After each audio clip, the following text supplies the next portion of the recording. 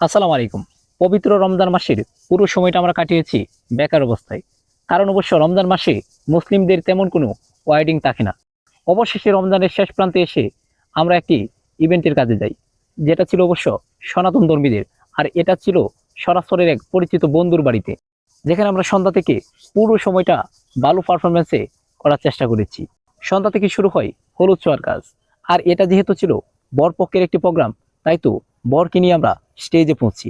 আর স্টেজে পৌঁছে হলুদ ছোঁয়ার কাজটি সুন্দরভাবেই কমপ্লিট করার চেষ্টা করি।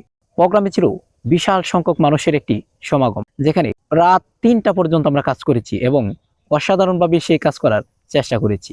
এই পুরো জার্নিটাতে আমার সাথে থাকে একজন ক্যামেরাম্যান। আমি যতটা কাজ করি তার চেয়েও বেশি পরিশ্রম করে আমার একজন ক্যামেরাম্যান। রাতের শেরবাগে চলে পার্টির আয়োজন। অবশেষে আমরা মুভ করি দিনের প্রোগ্রামে। দিনের প্রোগ্রামে তাকে মূলত পানি সংগ্রহ করা। বরকে গোসল করানোর জন্য পুকুর থেকে পানি সংগ্রহের দৃশ্য থাকে অসাধারণ। আর এখানে কিন্তু আমরা ড্রোন শটও নিয়ে থাকি। তারপরে চলে আমাদের বরযাত্রা। অবশ্য সন্ধ্যাবেলায় বরযাত্রা হয়, আমরা আর ড্রোন শট কিন্তু নিতে পারিনি, তাই তো ছুটে চলেছি কনের বাড়িতে। কনের বাড়ির সাজানোটি ছিল অসাধারণ। প্রাচীন গ্রামীণ পরিবেশে কলা গাছ দিয়ে সাজানো এরকম সুন্দর দৃশ্য কিন্তু আমরা সুন্দরভাবে শেষ করে আমাদের অনুষ্ঠান কমপ্লিট করি।